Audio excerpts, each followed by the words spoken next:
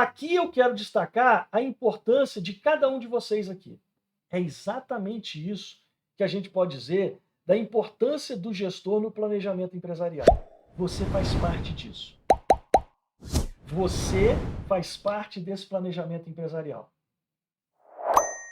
Às vezes mais, às vezes menos, às vezes só ali no nível do seu departamento, às vezes envolvendo mais departamentos, diretorias, mas você faz parte desse planejamento.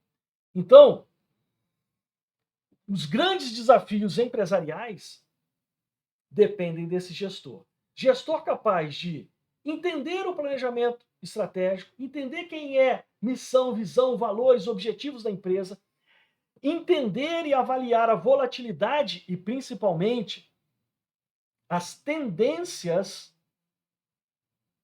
e cenários que estão por vir. Essa análise de tendências e cenários é fundamental. Analisar as possibilidades e determinar novos caminhos é aquilo que eu falei. Todo e qualquer planejamento deve apontar a direção, o caminho e jamais deve engessar a empresa. Saber elaborar um planejamento financeiro compatível com a realidade da empresa. Você, no seu departamento, fazer isso adequado para o seu departamento e na empresa como um todo, consolidar isso. E, principalmente, cada um de nós, né, na sua área, no seu departamento, saber controlar a execução, preparar relatórios, acompanhar esses relatórios, olhar os indicadores e, principalmente, ver as ações de melhoria. Eu costumo brincar com os alunos, quando a gente está trabalhando, né, o orçamento, e eu costumo dizer o seguinte: tem muita empresa que implementa um processo orçamentário de controle e tal, e costuma fazer, olha, montei esse modelo orçamentário, implementei e funcionou. Legal. Então agora todo ano é só replicar esse modelo. E aí eu falo, errou, já errou, já errou. Eu costumo comparar a política orçamentária e o modelo orçamentário como um TCC. Aí deixa eu parar aqui de novo para olhar para vocês. Gente, quem aqui já escreveu um TCC? Quem já escreveu um TCC aqui? Todo mundo? A maior parte? Muito bem. Então, a minha pergunta agora é a seguinte. Pega o seu TCC agora para ler. Se você pegar o seu TCC agora para ler, você vai olhar para ele e vai falar assim: nossa, mãe do céu, hoje eu faria uma coisa muito melhor do que isso. E tenho certeza que você vai olhar lá dentro dele e vai falar: ih, eu aqui errei essa palavra, ninguém viu, passou batido. A gente bate o olho num trabalho realizado e a gente está sempre achando pontos de melhoria. E o planejamento empresarial e seus instrumentos também são assim. Sempre terá pontos de melhoria. Não ache que uma vez feito e que funcionou um ano, que todo ano vai ser assim. E aí, quando a gente fala nesse planejamento, a gente usa aí o planejamento financeiro, que é o orçamento, tem um negócio importantíssimo que eu costumo dizer o seguinte, e que vocês conhecem isso mais do que eu. Eu conheço por atuar na área financeira com orçamento. Vocês conhecem por lidar com gente, com pessoas, muito mais do que eu, que lido muito mais com números. Mas se tem uma coisa com potencial tremendo de sabotar um planejamento financeiro, é a cultura organizacional. A cultura organizacional tem um poder enorme de sabotar um bom processo orçamentário. Quando a gente desenha as políticas orçamentárias, os modos de fazer o gasto, né? Por exemplo, políticas de viagem e hospedagem.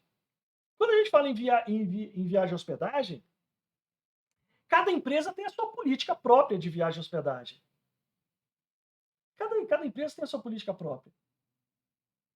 Tem empresas que pagam diária e você não precisa prestar conta. Tem empresas que tem que prestar conta com notinhas de tudo que você gastou. Então, isso são políticas.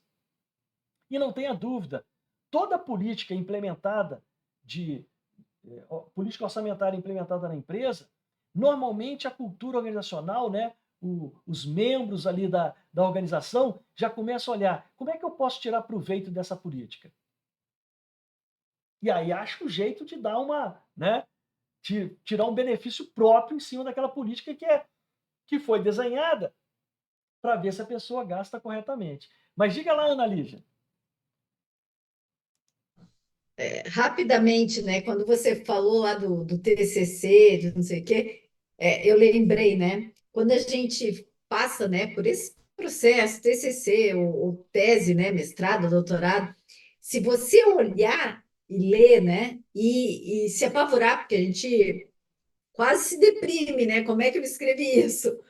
Mas é um ótimo sinal, porque se você olhar algo que você escreveu há muito tempo atrás, né, e você achar que está ótimo, que você não mudaria nada, é sinal que você não evoluiu Não nada. evoluiu, isso. Então, tem o bom lado. Então, esse é o gestor que as organizações precisam. Nós estamos diante de uma nova economia e esse gestor dessa nova economia, ele tem que estar preparado. Sabe por quê? Nessa nova economia, o conhecimento é o que nós estamos comprando, vendendo e fazendo e atualmente é o fator de produção mais importante. Conhecimento. Não só o conhecimento. Para as organizações, o conhecimento, a inovação e a criatividade passou a ser muito mais importante do que o capital das instalações. Você pode falar, a minha empresa é uma multinacional, tem máquinas, equipamentos, instalações, tem unidades em todos os continentes do mundo e tal. Eu vou virar para você e falar assim, e daí? Todo o capital e instalação da sua empresa sozinho não se transforma em resultado. O que faz transformar em resultado é a aplicação de conhecimento, inovação e criatividade. E conhecimento, inovação e criatividade não vem de máquina, vem de gente, vem de pessoas, vem de você. Então, nessa nova economia, é isso que se espera. Então, a nova economia impõe para os gestores correção de rota, saídas inovadoras e o desafio de transformar as dificuldades em oportunidades. Para isso, os gestores hoje em dia precisam aprender a fazer um planejamento empresarial dinâmico e não estático. Um planejamento empresarial que vai se adaptar às circunstâncias. E para isso, para atender essa exigência dessa nova economia e para que a gente possa efetivamente maximizar o resultado das empresas a partir desse planejamento empresarial, eu preciso de gestores capacitados. Gestores capacitados. Bom, e aí, claro, quando se fala em gestor de negócios, há uma grande diferença entre um gestor de negócio e um tocador de negócio. Tocador de negócio tem muitos, gestores são poucos. E aí eu quero contar rapidamente aqui a história de um tocador de negócio. Ele abriu a empresa, começou ali a negociar, estava achando que estava indo muito bem e de repente alguém virou e falou para ele: está dando prejuízo. O seu negócio aí não está certo, não, está dando prejuízo. E aí, como ele é um tocador de negócio, não é um gestor, não tem na bagagem de conhecimento, né, as ferramentas necessárias, o que ele fez? Ele então, chamou um especialista, um consultor, e para que ele pudesse explicar o prejuízo apresentado para a empresa. Bom, o consultor chega, nota que é um tocador de negócio, que não entende nada de gestão, e aí ele começa. É simples. Iniciou a explicação. Podemos utilizar o EBITDA para demonstrar o ocorrido. A partir desse ponto, utilizaremos EVA, faremos gráficos do ponto de equilíbrio, demonstraremos o grau de alavancagem partindo para outros indicadores, como capacidade de pagamento, capacidade de recebimento para chegar no modelo do POM. Com o termo de Canitz, analisaremos a solvência da empresa, tudo isso integrado a um sistema ERP e uma estratégia de resolução baseada no Balance Scorecard. Muito bem. Depois do consultor falar toda essa asneira, né, falar sobre todas essas ferramentas que ele teria que usar, eu te pergunto, como é que você acha que está esse tocador de negócio agora? Eu fui lá e tirei uma foto e trouxe para vocês como é que fica um tocador de negócio diante de uma situação como essa. Ele vai ficar assim. Será? Meu Deus do céu! Eu vou precisar de todas essas ferramentas para saber? Está assustado, claro. Ele nem. Eu costumo brincar e dizer o seguinte: ele nem sabe se as ferramentas que falaram ali é de comer, de lamber ou de cheirar. Não sabe nem para que serve, né? Mas o que eu quero falar? Ora, é lógico que para saber qual o problema que estava essa empresa, não precisa aplicar todas aquelas ferramentas. A gente pode simplificar a coisa. A gente, com uma, duas ferramentas bem aplicadas, a gente consegue resolver. Então, para potencializar o resultado das empresas, a gente não precisa sempre seguir o que os outros estão falando. Porque nem sempre, no caso aqui, este consultor, o que ele estava querendo é vender consultoria. Ele não estava ali querendo resolver o problema pontual. E aí, é claro, um tocador de negócio que não sabe fazer um planejamento e que depende, às vezes, de uma consultoria que chega e vê que o cara não entende nada. Uhum.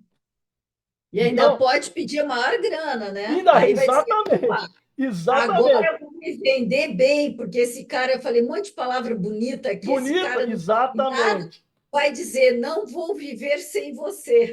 Dá, né? É o fluxo de caixa aí. É exatamente isso. Então, é lógico que não precisa de tudo aquilo. Então, a gente tem que entender que no planejamento empresarial, o bom gestor, ele não precisa dominar todas as ferramentas. Dominar. Ele precisa conhecer todas as ferramentas para potencializar o resultado das empresas. Ele precisa conhecer. E é exatamente isso que o gestor tem que fazer. Ele precisa conhecer a ferramenta, ele não precisa dominar a ferramenta e saber fazer a ferramenta. Ele precisa saber para que ele precisa daquela ferramenta e capacitar alguém para que essa pessoa execute essa ferramenta e traga para ele tomar a decisão. Então, fica aqui a minha dica para você como gestor. Capacite as pessoas ao seu redor para que elas te supra de informação para que você e a sua equipe brilhe.